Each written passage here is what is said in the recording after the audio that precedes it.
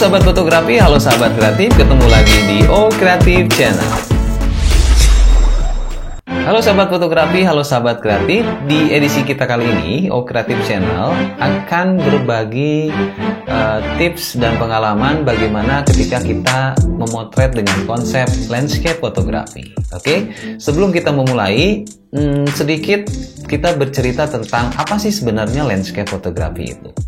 Gini aja, gampangnya landscape fotografi itu adalah fotografi pemandangan atau foto pemandangan. Ya, kita bikin lebih simpel aja. Jadi pemandangan itu kan bisa pegunungan, bisa pantai, bisa sungai, bisa danau, bisa sawah, bisa ya bahkan mungkin perkotaan. Gitu ya. Nah, di sini fotografer berperan menyampaikan keindahan dari suasana lokasi-lokasi tersebut. Karena landscape fotografi itu identik dengan keindahan alam. Oke? Dapat? Nah, apa saja yang harus dipersiapkan ketika kita akan melakukan pemotretan dengan konsep landscape fotografi? Di sini O Kreatif Channel biasanya melakukan atau memperhatikan hal-hal berikut. Yang pertama, tentunya kita bicara masalah perlengkapan. Ya, perlengkapan apa saja yang harus dibawa ketika kita akan melakukan pemotretan dengan konsep landscape fotografi? Yang pertama adalah tentunya kita bawa kamera dong, gitu ya. Kameranya apa? Ya apa aja kamera yang kita punya. Terus yang kedua adalah lensa. Nah, lensa ini juga biasanya kalau untuk kategori landscape fotografi kita diutamakan menggunakan lensa-lensa dengan fokal lensa yang lebar. Misalkan 10, 11, 15, 16, 17 gitu, sampai mungkin fokal lensa 24 masih bisa dikatakan sebagai lensa lebar. Terus berikutnya adalah tripod. Ya, tripod juga ini sifatnya biasanya wajib untuk para landscaper harus bawa, terutama untuk mereka yang senang menggunakan teknik slow speed ya. Terus berikutnya juga ada filter.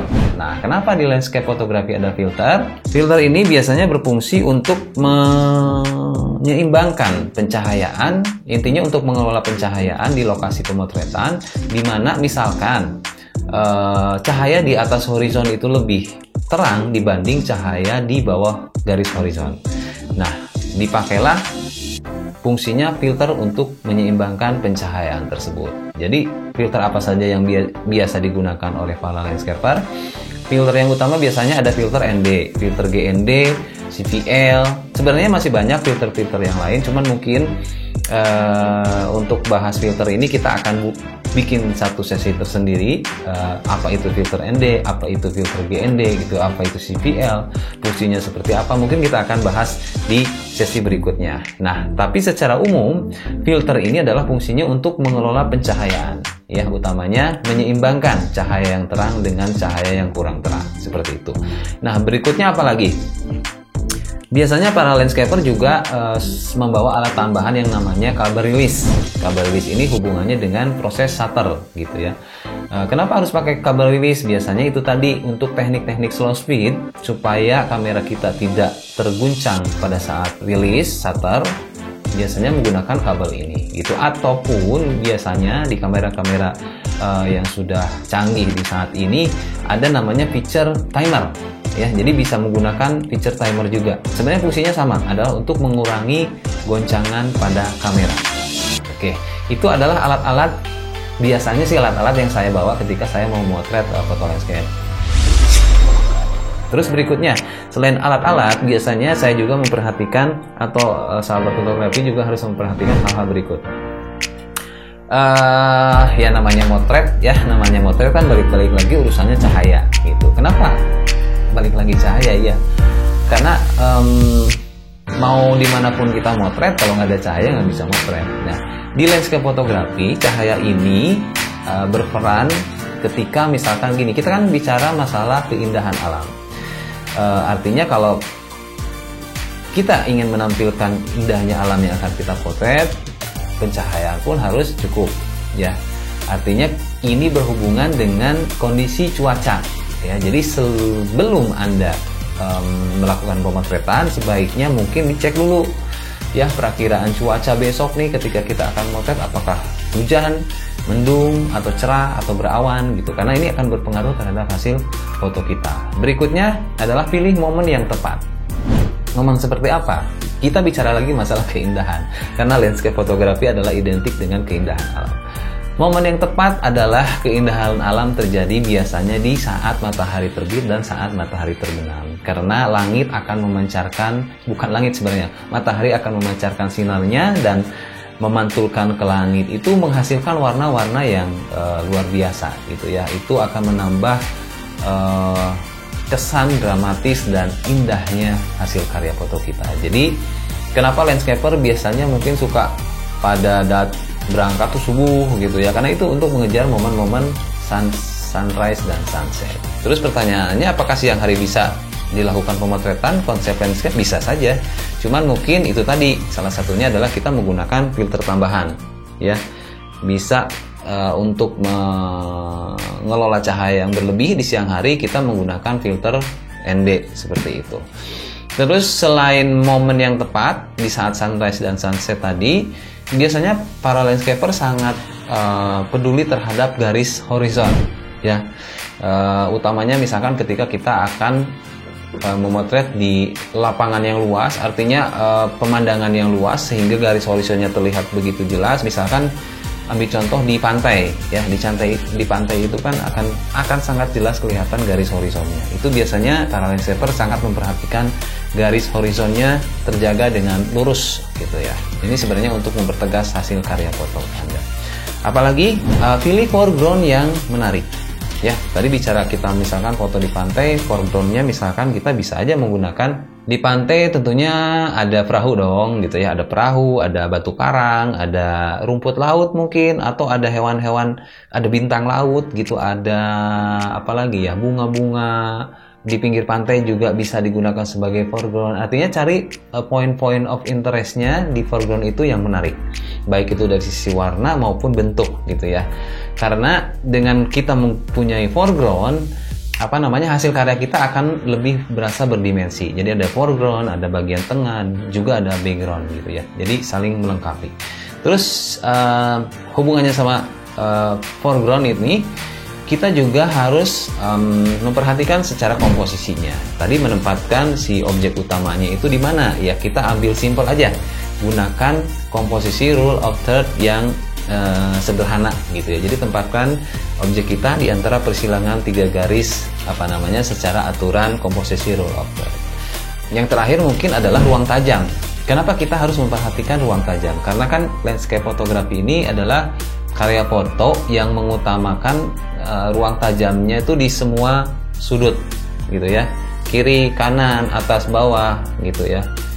Semua sudut diutamakan tajam gitu. Tajam dalam artian kita memberikan bukaan yang kecil supaya ruang tajamnya terbagi luas sesuai dengan frame yang kita akan hasilkan, seperti itu. Tapi satu hal lagi, apa yang disampaikan tadi itu hanya sebatas arahan untuk Anda memudahkan ketika memotret. Jadi intinya, balik lagi bahwa fotografi ini kan adalah suatu bidang seni juga. Artinya aturan sih boleh aturan gitu, tetapi alangkah baiknya juga Anda sebagai fotografer tetap bereksplorasi diri, artinya bereksperimen. Apa yang menurut Anda baik, bagus, ya sudah gitu, coba aja gitu. Juga jangan kita kaku terhadap aturan-aturan yang memang seperti disebutkan tadi. Jadi intinya adalah, kuncinya adalah menyeimbangkan antara tadi hal-hal yang konvensional, aturan-aturan dasar, dan eksperimental Anda sebagai seorang fotografer. Intinya tetap kreatif. Nah, itu tadi hal-hal yang biasanya dilakukan atau diperhatikan seorang landscaper ketika akan memotret dengan konsep landscape fotografi. Oke, sahabat fotografi, sahabat kreatif, di edisi kita kali ini kita akan coba belajar menerapkan hal-hal tadi di salah satu objek wisata yang ada di Tasikmalaya, Situ Gede Tasikmalaya ya. Jadi kita akan coba berangkat ke Tasikmalaya untuk belajar fotografi dengan konsep landscape fotografi. Tapi sebelum berangkat, karena ini masih masa pandemi, jangan lupa selalu bawa masker ya, jaga kesehatan selalu, jaga jarak selalu, karena ya pandemi sekarang ini masih belum usai. Tetapi bukan berarti juga kita harus berhenti berkarya, sahabat fotografi. Tetap semangat, tetap berkarya. Kita langsung menuju ke Situ Gede, Tasikmalaya. Go!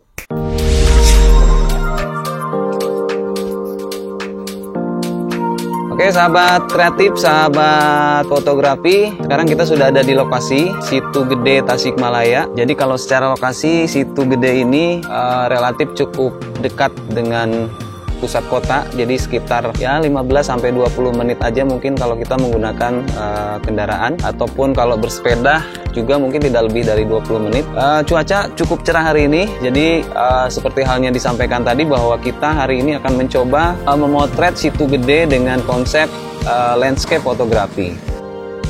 Di dalam berlandscape fotografi ini, selain kamera tentunya juga kita perlu alat tambahan berupa filter ya. Jadi sahabat fotografi, saya di sini sudah membawa beberapa filter tambahan ya. Ini untuk membantu membalancing antara cahaya yang cukup terang di bagian atas dengan cahaya yang kurang terang di bagian bawah. Jadi kita akan menggunakan filter ini nanti pada saat pemotretan. Berharap sore ini kita mendapatkan momen yang bagus sehingga kita bisa menghasilkan foto yang keren lah ya, seperti itu. Setelah tadi saya melihat beberapa situasi di sini, ada beberapa poin yang bisa kita gunakan sebagai foreground. Di antaranya mungkin perahu-perahu, juga rakit-rakit di sini saya lihat ini juga sesuatu yang menarik untuk kita capture sebagai foreground dari foto kita. Dan sebagai background kita, ini hijaunya alam di belakang kita ini juga menjadi sesuatu yang menarik. Berharap kita akan dapat foto yang cukup berdimensi gitu, antara foreground dengan bagian layer belakangnya itu saling mendukung gitu ya. Tinggal menunggu momen saja, oke? Tapi ada juga selain kita mungkin mengambil landscape, di sini kita juga bisa melihat ada beberapa aktivitas, mungkin ini penduduk sekitar atau orang yang berkunjung ke sini untuk mengambil ikan di sini, sahabat fotografi, sahabat kreatif. Kita juga bisa mengambil human interest fotografi, ya.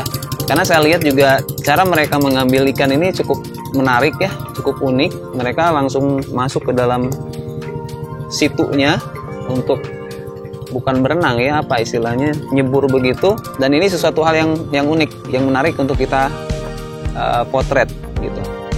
Seperti itu. Jadi selain landscape fotografi, kita dapat human interest, juga yang lainnya di beberapa spot di sini tersedia penjual makanan khas Sunda ya. Mungkin nanti kita coba lihat ada ikan bakar gitu ya, ada ayam bakar dan lain sebagainya. Kita juga mungkin bisa mencicipi kulinernya di sini. Seperti itu. Oke, sambil nunggu matahari cukup bagus pencahayaannya nanti sore, kita akan coba berkeliling dulu melihat beberapa spot lainnya. Seperti saya bilang tadi, di sini juga kita bisa selain melihat pemandangan alamnya yang cukup ya menarik sih, cuman sayangnya mungkin kurang dirawat ya. Jadi sampah masih bertebaran di mana-mana. Kita juga akan mencoba melihat sisi lain di sebelah sana. Mungkin tadi tuh saya lihat ada beberapa tempat makan yang kita akan coba nanti seperti apa makanan yang ada di Situ Gede ini. Juga sebagai informasi, katanya Situ Gede ini luasannya lebih kurang sekitar 47 hektar ya, jadi cukup luas. Di tengah itu adalah makam yang mungkin nanti kita coba cari informasi makam siapa yang ada di tengah itu, dan mungkin itu asal muasalnya juga atau sejarahnya Situ Gede ini berawal. Jadi akan ada banyak juga informasi yang akan kita gali hari ini seputar objek wisata Situ Gede Tasikmalaya.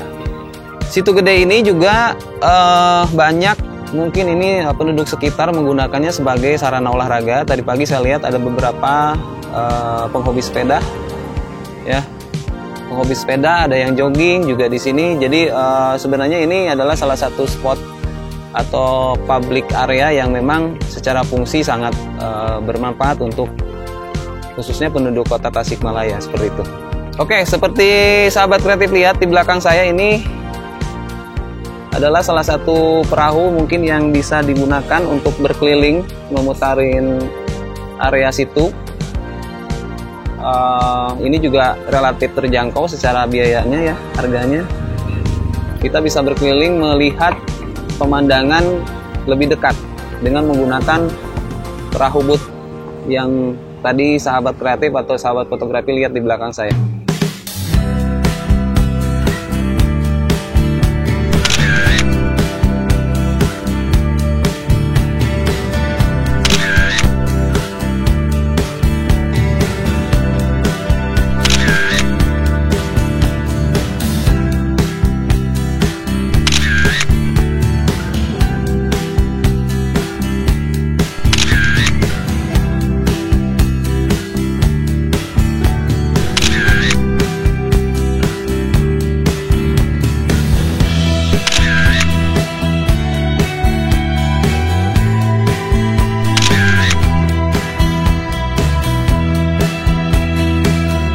Sahabat fotografi, sahabat kreatif, sampai di sini dulu edisi kita kali ini.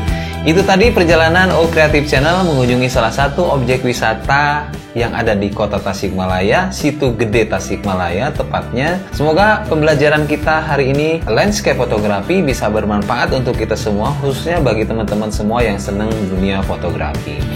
Bila mana juga ada kritik saran, silahkan teman-teman semua sahabat fotografi komen di kolom komentar, karena apa yang disampaikan tadi ini hanya sebatas O Creative Channel berbagi kepada teman-teman semua tentang pengetahuan dasar landscape fotografi. Bagi yang belum subscribe, silahkan juga subscribe, karena O Creative Channel akan selalu berbagi hal-hal menarik, pengalaman, cerita di bidang dunia seni, fotografi, dan kreativitas lainnya. Jadi pantengin terus O Creative Channel, tetap semangat, terima kasih, dan sampai jumpa.